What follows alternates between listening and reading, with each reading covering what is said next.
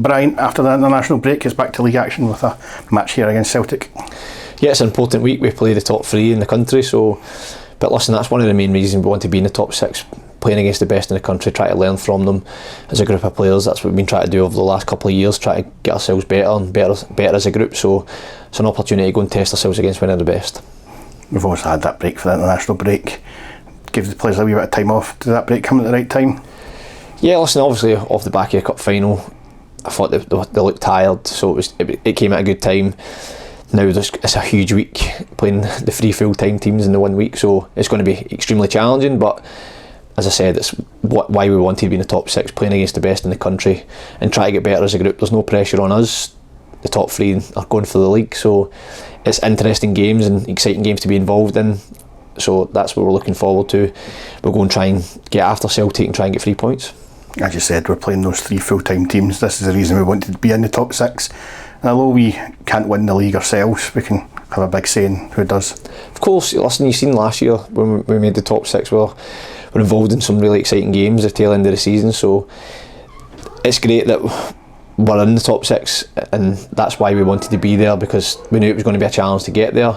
My girls have done extremely well to get there in the first place, 2 years running, so they're a confident group. But as me and Ross have said to them this week, there's no pressure on you whatsoever. Just go and play with a smile on your face, go and enjoy the occasions and go and try and get better as players. Listen, try and learn from your opponents throughout the course of the season as well. Listen, there's some really good players in the top three sides and international players. Some of our girls get aspirations of going full time. This is where you need to go and show up and stand up and be counted against the best. We saw last season, we ran Celtic really close out there. The 97th minute goal, I think, that eventually gave Celtic the points. So games like that and the earlier draw this season against Rangers must give the girls a lot of confidence, especially here at our home park. Of course it does, and we have been good here, don't get me wrong, but when we get our opportunities, we need to take them. That's something I've spoke about frequently throughout the course of the season. We need to be ruthless when chances come, so that's the thing we've reiterated to the girls tonight, that when the chances come, because you will get chances, you need to make sure you take them to put Celtic on the back foot. Make sure we're very brave on the ball, we're not just kicking it away first time. And as I said, there's no pressure, just go and enjoy it, take the ball in, pass it, move, go and try and hurt Celtic when we can. But listen, times when we can't, we need to sit in, we need to be compact as a team. We know that, we know we're under a lot of pressure. Celtic are trying to go for the league title, so it'll be a very difficult game against Celtic, but at the same time it's one we're relishing and looking forward to. We unfortunately got the news this week that you'll have to serve a 3-game suspension. How does that affect preparations? Listen, preparations this week haven't altered. I'm still allowed to go into the changing room.